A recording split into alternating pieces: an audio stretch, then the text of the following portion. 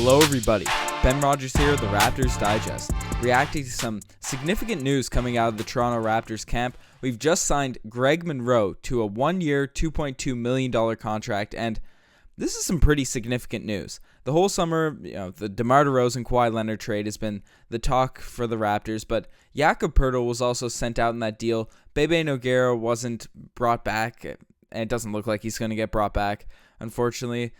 Peace out, Bebe. But the Raptors didn't have a backup center. Unless, me and Riker have been chatting all summer about maybe Serge playing that position, but we looked pretty thin up in the front court, especially if an injury were to happen to maybe Jonas or Serge.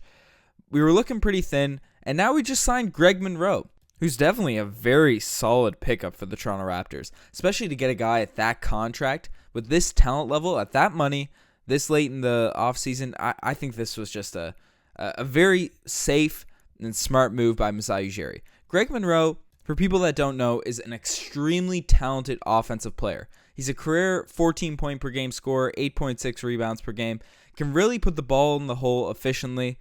He shoots over 50% from the field goals, can finish around the rim, and just be very effective underneath the paint and can get you a bucket whenever you need it. He's not a great shooter, but that's not his game. He's one of those big brutes that 10 years ago were dominating the NBA, and honestly, even 5 years ago, if you look at his career trajectory, I know we mentioned this in the last podcast that we talked about Greg Monroe, but there's a point where he averaged 16 and 10. Scoring and rebounding are two very valuable skills, and he's shown in the past that he can do it. And even last season, when he played for the Bucks, the Suns, and the Celtics last season, but he averaged 10 points and 7 rebounds. So he still has game, and he's been coming off the bench the past couple of years, so he won't be taking it back to the bench role he's inevitably going to have, or at least start the season with for the Toronto Raptors. Reports have already stated that the Raptors are bringing him in as the backup center. That's the position they want him to fill with Jakob Poeltl and Bebe gone. So that's his niche. That's what he's done the past couple seasons, and he's had success in it. He's had success as coming into the game and scoring buckets and getting rebounds and being a brute in the paint. Now, for a guy that's as talented as Greg Monroe, for people that aren't familiar with this game, you might be surprised looking at his numbers and stuff why he's taking a $2.2 million contract and is still on the market if he's getting paid that little. Well, the reason he's still here, the reason that we could get him, is because he is just an atrocious defender. There's no other way of putting it. He's a big, lumbering man, and that might have been a successful defender in the league 5 years ago, but the league has changed. Everything is a quick, fast-paced offense, with the ball moving around the threes, and he just cannot guard in space at all and cannot guard the pick and roll. That's the issue with Greg Monroe, and that's the reason that someone as talented as him could even be looked at by the Toronto Raptors at such a low contract. So that's going to be an issue with Greg Monroe. The fit with Serge Ibaka and Greg Monroe and Jonas, because obviously three of them aren't going to play at once, but I don't really like having two of those guys together. Obviously, in the starting lineup last year, Serge Ibaka and Jonas Valanciunas started together in the front court, but I think everyone agrees that that's not the ideal situation going into next season. Nick Nurse is going to try everything out, and that's just something that looked always, ever since we got Serge, it's just looked awkward. So it's going to be interesting to see if Greg Monroe plays well. Could he chip into Serge Ibaka's and maybe even Jonas's minutes? Obviously, Jonas has taken a huge leap in his game last season, adding the three-point shot, slimming down a bit, getting quicker, and hopefully he takes an even step further with a new, different offense and another year in this three-point shooting league. Jonas is coming in ready to huck some threes, and that's also a skill that Greg Monroe just doesn't have. He can't shoot the ball at all. We have three talented, big front court players that might be chewing into each other's minutes, so that internal competition is definitely going to be exciting to watch all season, and it's going to be something that I know we'll be talking about in the post-game reaction podcast. But we've broken down the fit of Greg Monroe, the different lineups that we could possibly see in the past video. And if you want to hear our takes more on that, and also Riker's take, as obviously Riker's not on this podcast, you can hear us get into the further analysis of Greg Monroe pickup. we both agreed that it was probably the right move for the Raptors. A very talented backup center that who maybe could shock the world. And we have a lot of guys on this roster now with a lot of talent. And I love that Masai Ujiri's just swinging for the fences and going all out. But almost the second half of this video I want to address was there's a lot of rumors that are going around now that the Raptors could possibly have a deal on the table for Jonas Valanciunas, possibly searching for a 3-and-D stretch forward. I believe it's a Raptor report that came out and said that that's what the Raptors are looking at doing. But I just wanted to address this Jonas trade speculation that's been going on all season. I personally, unless we're getting something significant back, unless we're fleecing the other team, personally, I don't want to see Jonas gone.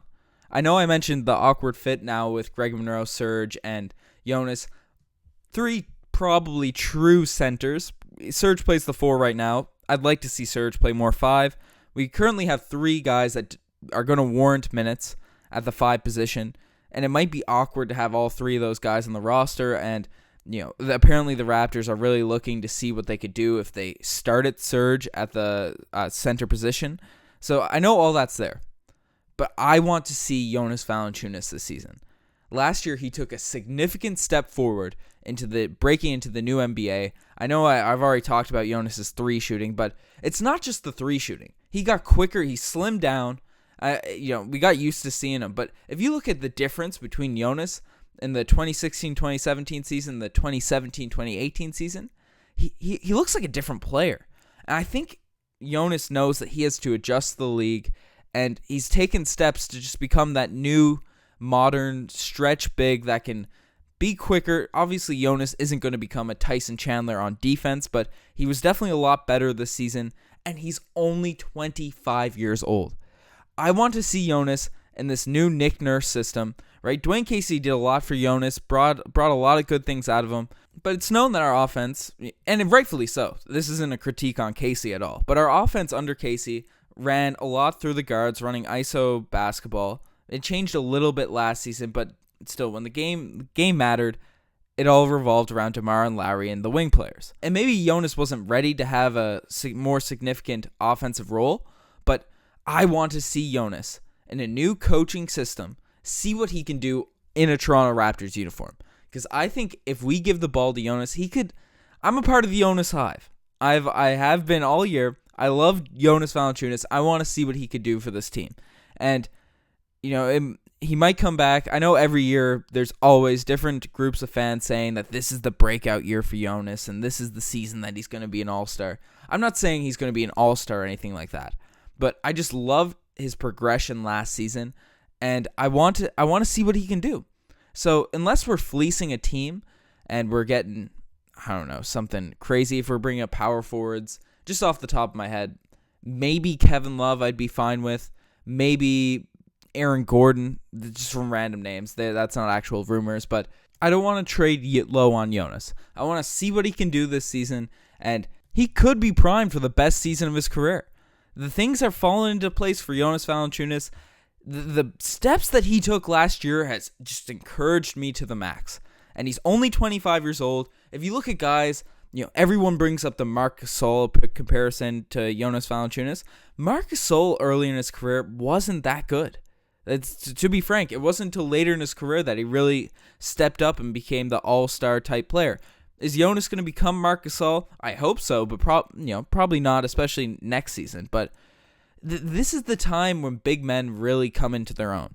And I don't want to trade low on Jonas. That's just my take. I know I've rambled a lot about Jonas here. Let me know what you guys think. Are you guys as high on Jonas as I am? But the Raptors did bring in Greg Monroe.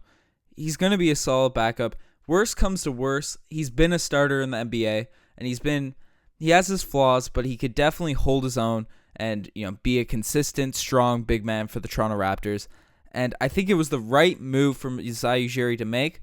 I just don't want him to be the main guy after Jonas Valanciunas. And if, let's just say we were to trade Jonas, who would you rather see start, Serge or Greg Monroe? I think that's a pretty... Even if Jonas stays, I don't think all 3 of those guys are going to be playing significant minutes when it comes to the playoff time. When we start buckling down our rotations, I don't see three of those guys getting a lot of minutes. So who would you like to see out of those three players in the top two? Greg Monroe, Serge, or Jonas? Let me know in the comment section below. I'm excited for this season. We have collected a bunch of talent this year. It might be weird with chemistry at the start. We don't know how Nick Nurse is going to be. We can only go off what people are saying in the media. We haven't actually seen him coach an NBA team. It's going to be such an exciting year. Whether it's good or bad, it's going to be exciting. So I'm just amped up as a Raptors fan. Let me know what you guys think. You're the best. You listen this far. Check out the Twitter, the Instagram, all that cool stuff. We really appreciate you guys sticking it out, and thanks for listening.